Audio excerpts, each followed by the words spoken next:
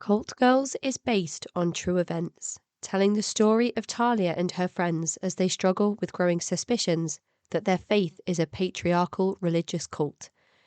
It's a story of tremendous courage and female empowerment as Talia and her friends successfully free themselves. It's a story told through a feminist lens with cautionary humour. Hello, listeners, and welcome to this week's miniseries. I'm your speaker, Casey, host of the Cult Vault podcast. And for this instalment, I am talking with former Jehovah's Witness turned activist and author Natalie Grand. The intro was the premise for Natalie's recently published and award-winning graphic novel titled Cult Girls. One review of this book reads, Natalie Grand shares a painful side of her life to encourage other women to take control of their own lives. Having gone through a similar painful experience, I know it takes great strength to hold up your head and keep moving forward. Sadly, Cult Girls is a reality for many women, but writing a new story is not impossible. I could not put this down. I laughed, sometimes cringed, and appreciated the author's vulnerability to share her story. A big thank you and welcome to Kay and Sammy, newest patrons and supporters of the show. I am grateful you are here and I appreciate you signing up to the exclusive content. For ad-free early access to full-length episodes, please consider supporting the show at patreon.com/thecultvault. And now, here is Natalie. So hello, Natalie, and welcome to the show. Thank you so much for agreeing to come and chat with me at length about your experiences growing up in the Jehovah's Witnesses and the incredible activism work that you have been a part of since your escape, which does include the publication of the incredible graphic novel Cult Girls, which I was very lucky to be given a copy of. Thank you very much. Would you like to start by introducing yourself to the listeners? Yes, my name is Natalie Grand. I'm here in California, and I just released the first time ever a graphic novel that's full color based on a true story for women about the Jehovah's Witness cult. And it's actually one of the largest international cults, so it's being appreciated by women around the world. The caveat of the graphic novel being directed towards women is quite significant when you consider the status of women within the organization itself. Is that something that you decided early on in this project that you were going to be focusing on? No, but I've noticed as a kid, I had a lot of feelings and frustrations that I knew women were treated differently. And, but when your family's in it and that's all you've been exposed to, I gave it my all. But it was actually reading a lot of books and being on a journey after I got out that I would have appreciated a lighter material like this that was more fun and hopeful instead of kind of a depressing story. So I felt like we needed something a little more young and fun. And I love stories, even when I'm watching Netflix or something that tell like maybe about an Amish girl or that has like maybe a different part of a country. So I thought a story that has a backdrop that's true, where you're kind of learning about a different religion or a culture. Those were the type of topics I loved. And it's an incredible read. I absolutely loved going through Cult Girls. It is so colorful, as you said. The actual artwork itself is amazing. It's incredibly stylized, and I do highly recommend all of the listeners go and look for a copy of Cult Girls. I'll make sure that I put a link in the episode description. And the Jehovah's Witnesses, this is a church organization that you were born into. Yes. I'm probably around third to fourth generation on both sides. Most of my cousins are in it. Even if they're not really practicing, they're not being open. Like they don't celebrate holidays, or they're calling it something else, or they're living what they would call like an immoral life, but they're disguising it. So they're not really being authentic. So I'm one of the very few people in my family that are being authentic and actually like just embrace being worldly, and I'm proud. And part of that is because I really feel passionate that I hope others are encouraged. And the more that we build this social awareness, people won't be afraid of their own shadow when they leave or suffer a lot of guilt and shame, which is really, really common in cultures like this. With you being a third slash fourth gen member of the Jehovah's Witnesses. The family members that are involved in the church, did you all attend the same Kingdom Hall, or do you have family dotted around who would attend various different congregations? I've been to congregations all over. Both my families, their families are in it.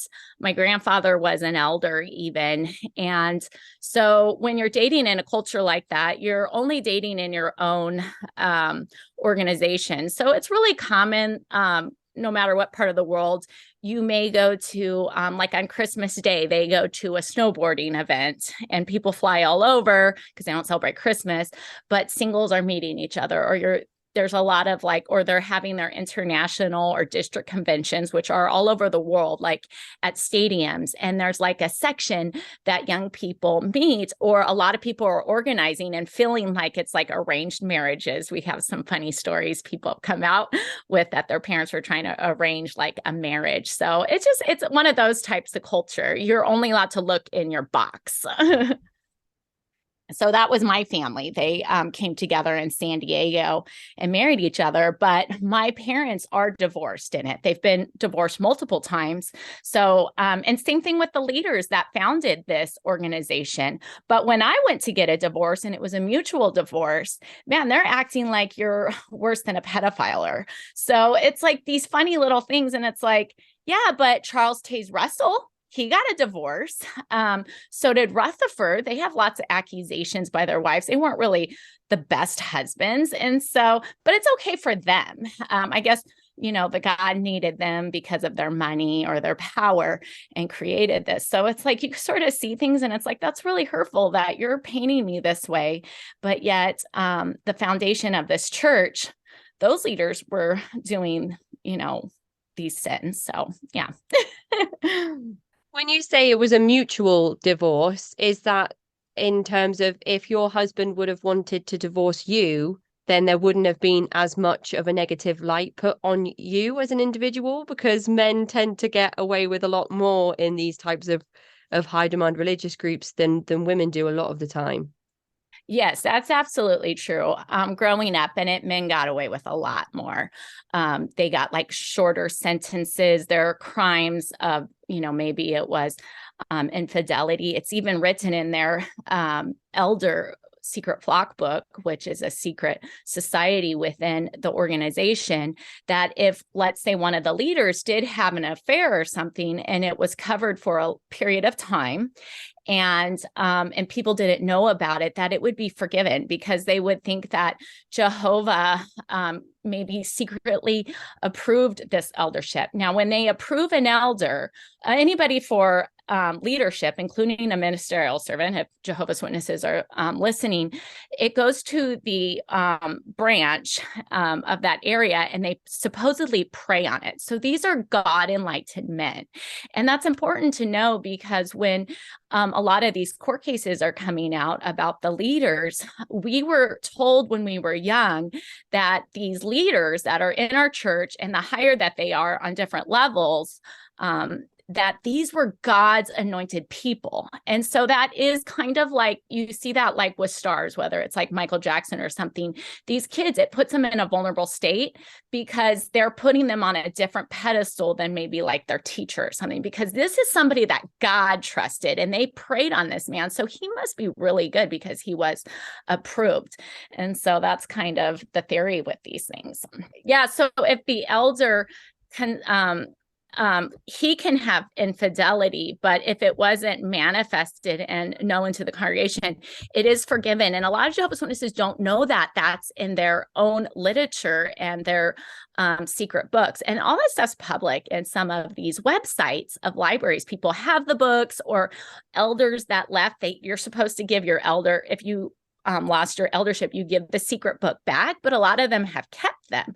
And so like people that are like drinking the Kool-Aid, they would say that's not true, but it's absolutely true. It's in the book. And so, but these are policies they don't show to the people. So then when a woman, maybe I didn't do those things, but let's say a woman did, they would come down and say that she should be stoned and she's all these terrible things, and they could judge her.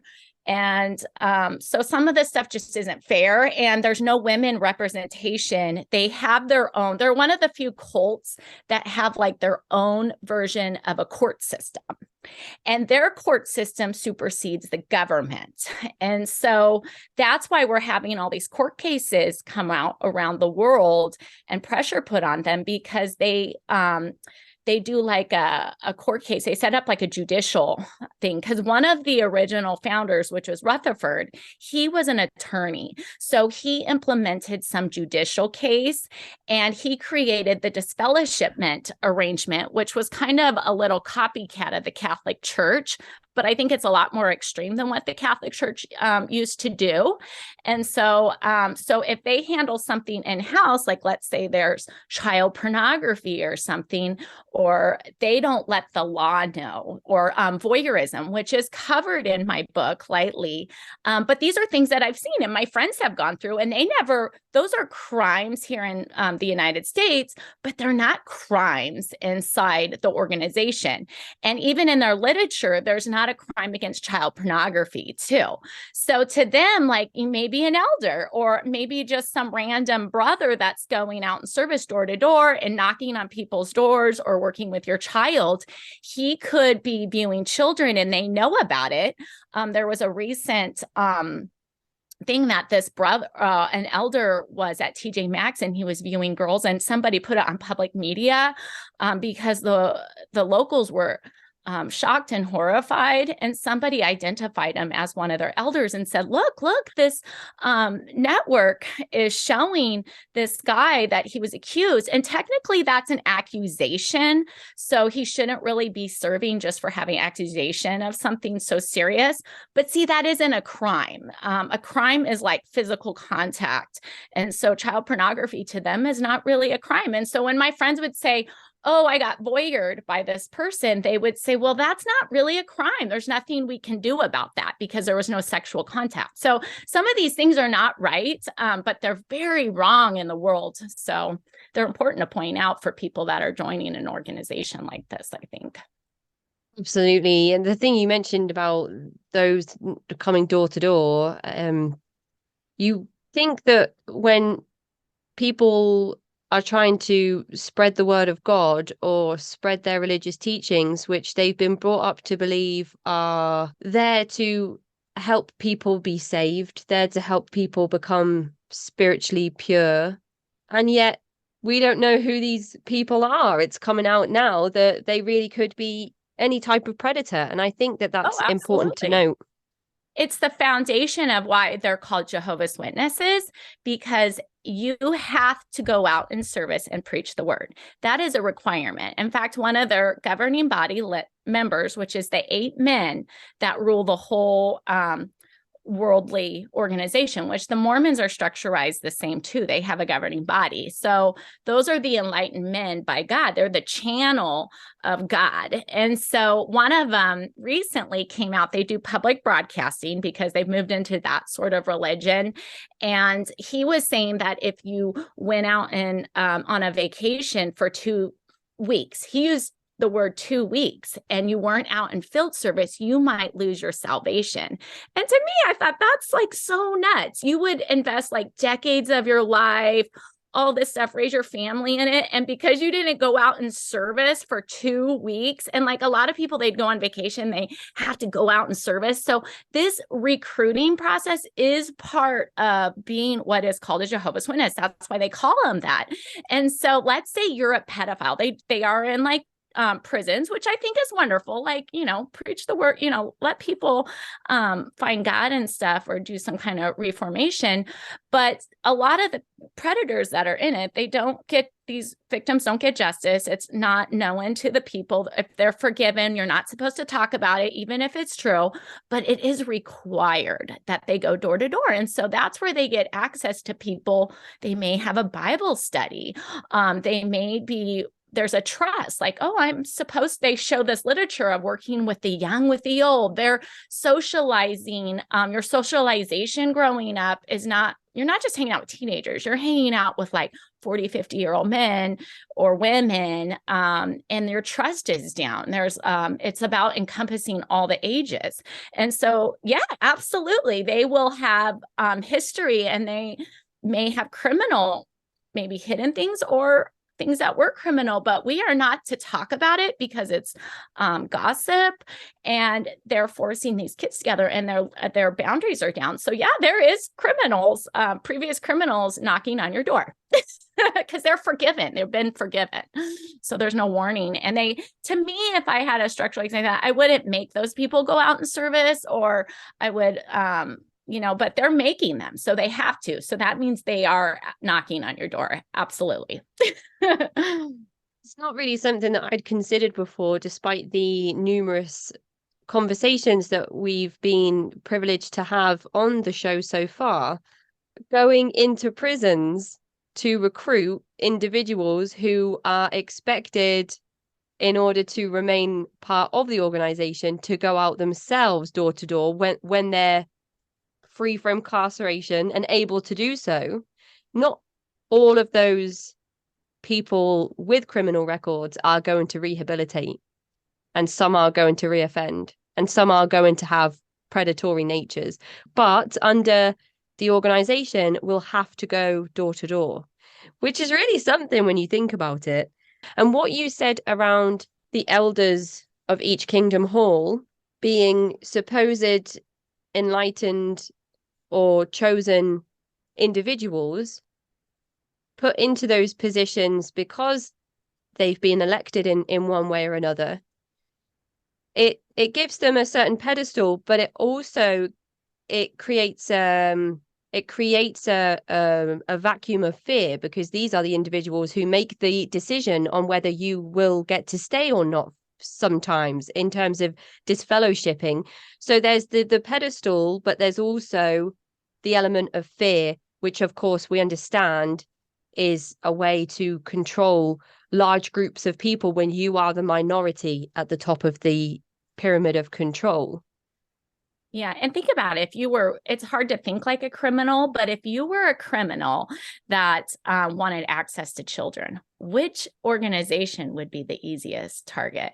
And it would be this one, because even if they knew of something and the elders forgave on you and said you were forgiven, your sin would be covered, and you would have access to, even if you weren't an elder or anything, you would still have access to all these multiple meetings and out in field service. And these kids are being taught to open their heart to this is your spiritual family, and your spiritual family supersedes your physical family. Like if your aunts and uncles are not Jehovah's Witnesses, these are your grandma and grandpas here.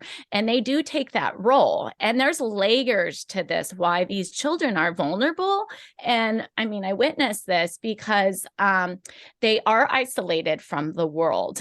And that's why I'm building the awareness, any teacher, medical, even though I'm not in it, I'm still actively telling people that have access to children how they think, and they have shock on their face because they're thinking, how is this really happening in America?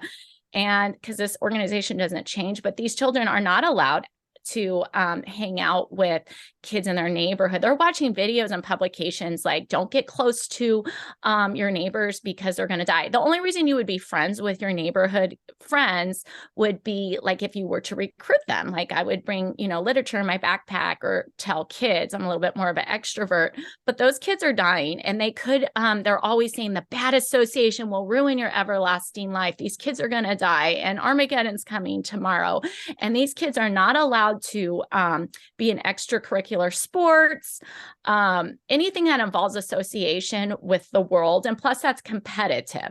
And then academics aren't encouraged either, because these kids aren't going to graduate because Armageddon's coming. That's selfish to work on their academia, because that's being a worldly person. I mean, there's this article, you're just beaten on this stuff that secular people, that's worldly and selfish. But really, when I left, those those Jehovah's Witnesses are seeing those people for their cancer or certain problems. They're using engineers. They sure like the technology that they provide. They're using their airplanes and stuff. So it's like, once I started to really see how the world worked, I was like, I want to live with these people that are constantly learning, and they work together in a team. And so that's kind of discussed in the book. I mean, I put these out in silly scenarios because you can't talk about these things as a kid. And now that my girlfriends are older and they've left and made changes in their family, they said that the things that they saw in the book, they thought too, but they never could talk about it. Like, they didn't like that the boys got to do certain things when they were young. And they're like, did you write my story? And I said, no, that was my own story. But the sad part is we weren't allowed to talk about it as friends. And, children in the world today, they could talk about that. Like, I've had friends that are of different cultures, and their parents are trying to for instance, let their kids, like if they have a son or a daughter, they try really hard to make them do equal chores, because in some cultures a long time ago, the girls had to do more chores. And so there's like a conscious awareness. And but these Jehovah's Witness kids don't get that kind of awareness growing up. They don't get to be authentic or talk about women's rights and stuff.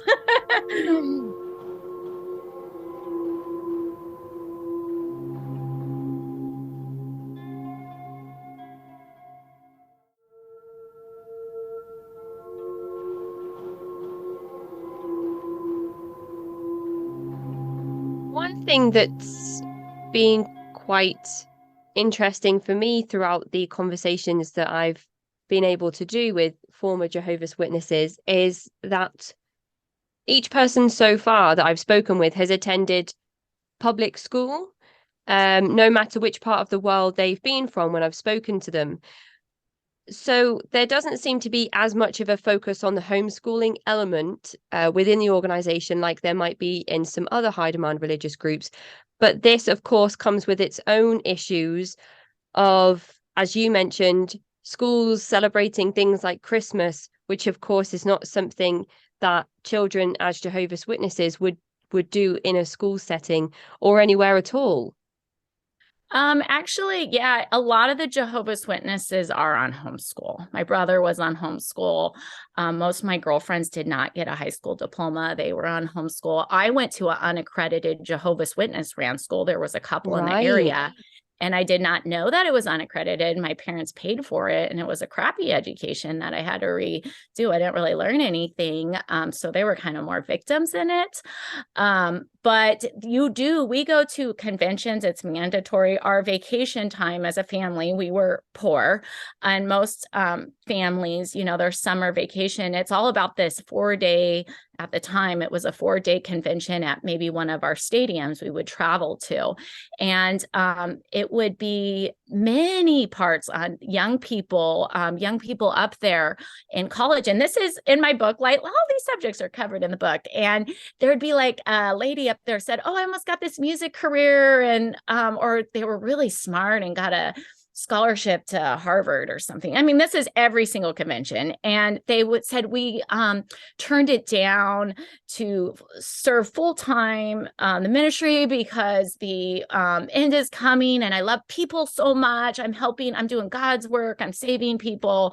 And so this was the message we got constantly. And then, and then a distrust of that if you did go to college, you would have worldly wisdom put in you. There was fear. Yeah, there absolutely was fear put in it. And then some elders I have posted before, they lost their privilege of being an elder because their daughter went to college. And that one is circulated. And there is, like, if you were a leader and you endorsed that your kid went to college, you would certainly not be allowed to talk about it, but you could lose your thing, especially like maybe, I mean, in this case, this elder, the daughter didn't live at home because she went away to college. So I doubt she didn't live at home, but he got removed. And if your child is living at home, you would have like a target on your back. People would wonder why your household is not in control. Like, you can't be an elder and have your children doing worldly things. Like they can't be competing in soccer or something. Whereas like maybe a family that doesn't have a leadership, their child may be in a sport, but you can't talk about it. And people are talking bad about them. And there is marking talks in the hall saying, be careful of the people, even inside the King Hall. So your neighbor could ruin your everlasting life. But then inside the Kingdom Hall, there's like these very judgmental comments, and there's like little groups inside. And so that's why you're always screening what you say. You can't talk bad about an elder or something, because one little gossip thing could spark. And then they're like, oh, Natalie has a bad attitude. Be very careful. She's wanting to, pursue a career, or she talked bad about that elder. We got to be really, really careful. And then you're not invited to things, and then your kids aren't invited to things. And then it's just a lonely world because you're not you're not allowed to hang out with the school kids. So it's like a really weird, stifling culture. It's interesting about the homeschooling aspect. Do you think that that's because of the amount of time that your family's been involved in the organization that you would be put on homeschooling, or is it something that is more prevalent for Jehovah's Witnesses in the area that you live? It's because there's not a focus on working on yourself. Like even going to the gym, they have talks about owning a boat or going on vacation. So everything, if you really look at the bottom line, they are so afraid at the very top level that you wouldn't be giving back to the organization. And not only does that include field service, they may want your construction time. They want your kids maybe to be on a regional project. And so there's no emphasis on education. And it is a hamster wheel. You have multiple meetings a week, and they give talks, and they full on say from the very top, it's in their publication, that school, the meetings come before school. And then you also need to take your family out in field service on Saturday. And then a lot of people that, they're not really, the only people that kind of have money in the organization are the ones that have their own business. And sometimes they even have like deals with other witnesses. So I'm not going to say that they're all poor. We were poor. So also, like a lot of us when we were young, and I put that in there, we're paying rent at a very young age. And I've seen other cultures, like my nail lady, she came from Vietnam, and she's just working like 50, 60 hours a week. She said she would finance her house for her kids to like go to college. That's how passionate. I never saw anybody like that on a poverty level in the organization. So you can't even say that it's poverty. So it was a religious thing, because I've seen a lot of poverty people really pull their kids out and invest in their kids, where even the whole family, I knew another family, they were all making payments so this son could pursue med school, and their family like mowed lawns, and they were from another country. And I thought, wow, I was kind of blaming the education thing on poverty, but it wasn't. They had the same Jehovah's Witnesses have the same opportunity as some of these immigrants, and they're figuring out how to get their children to be really successful and like build some kind of empire for their future, tree. When you were growing up within the organization, were you restricted with some of the hallmarks of high demand religious groups that we see typically across various groups? We've spoken about your education, but were you expected to dress a certain way? Were you restricted with relationships with individuals inside the organization and outside? I know you've already touched on being told very early on to stay away from school kids and neighbors. Yeah, I mean, I can spot Jehovah's Witnesses pretty easy. They're a little close to Mormon, but they look slightly closer.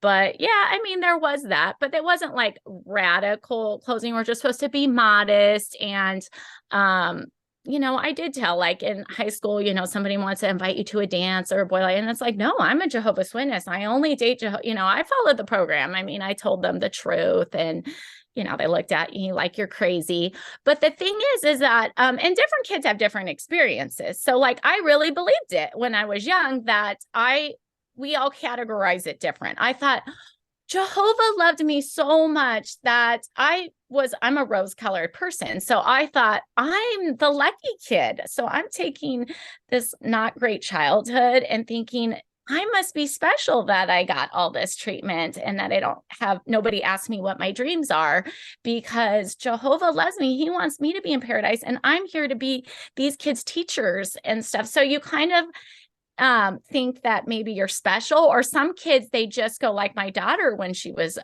in school, it created more mental anxiety. She kind of retreated because she really wanted to be like these kids, or she liked certain things and I was saying no, and she wanted to do holidays and stuff, and I was like, absolutely not, that's this. So everybody kind of has a different experience, but that's how the kids are coping. They're coping in these ways when they're young.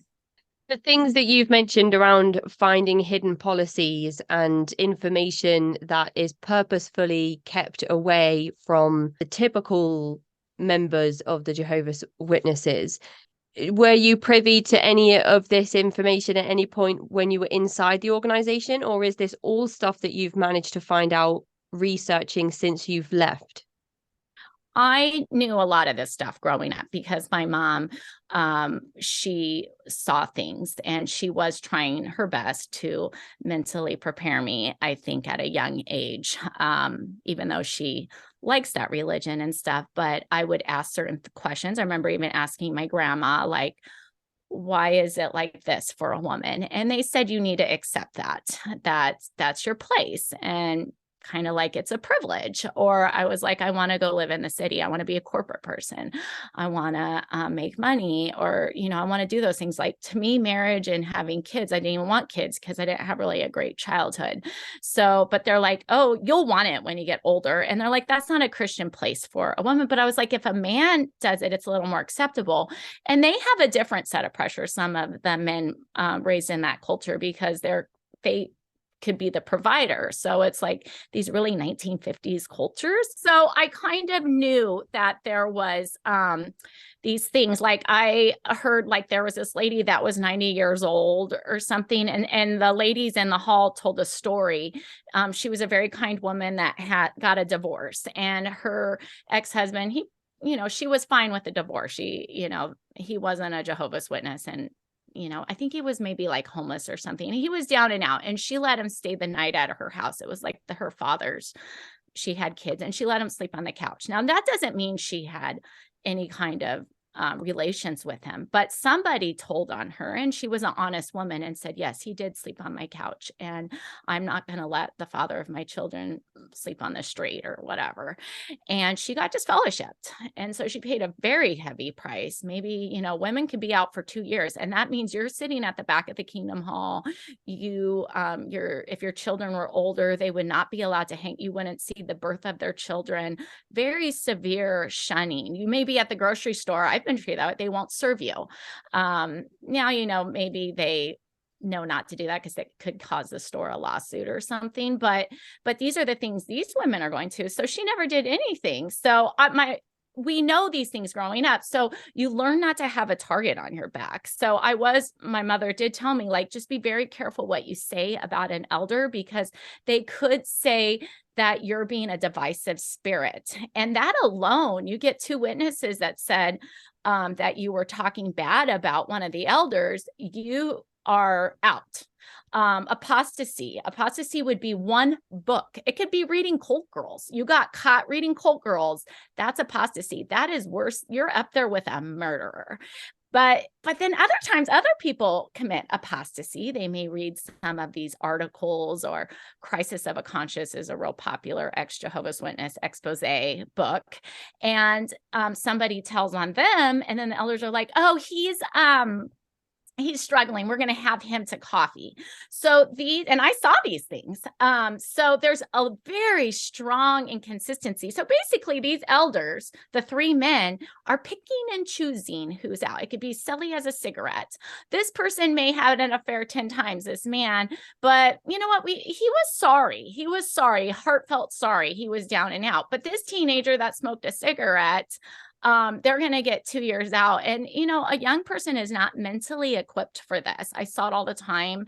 Some have committed suicide after a disfellowshipment because they're not allowed to live with the world. They didn't really pursue financial academics. So, and then they're mentally struggling and they can't afford to live in their own place. And then their family may not allow them home to live there because they're an elder, and you can't have a disfellowship person living at home as a child. So there is some lost kids that do kind of go homeless in a sense, even as a minor.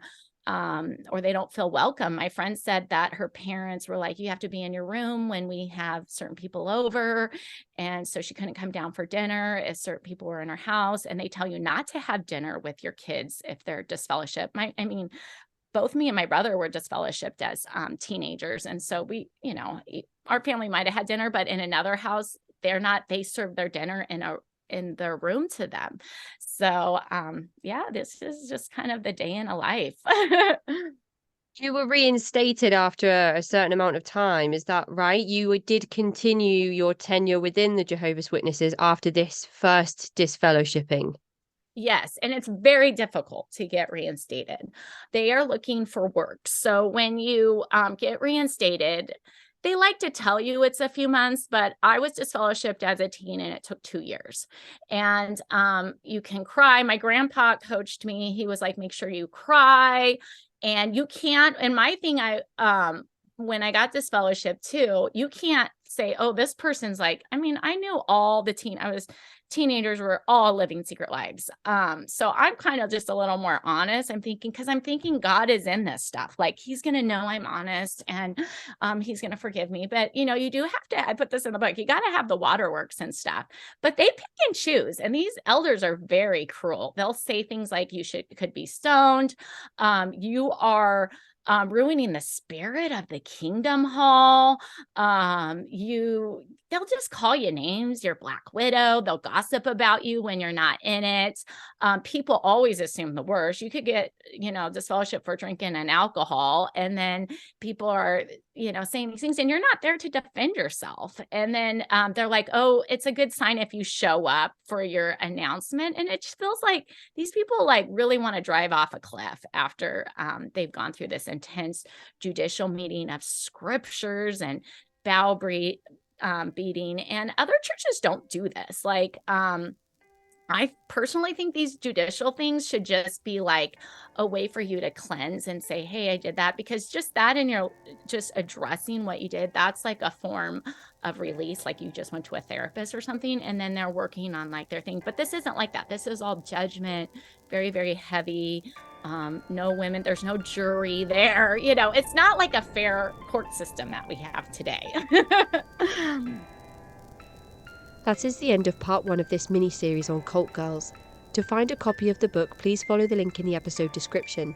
And to get in touch with me, you can find me at cultvaultpodcast@gmail.com or on Twitter and Instagram @cultvaultpod. I'm your speaker, Casey, host of the Cult Vault podcast.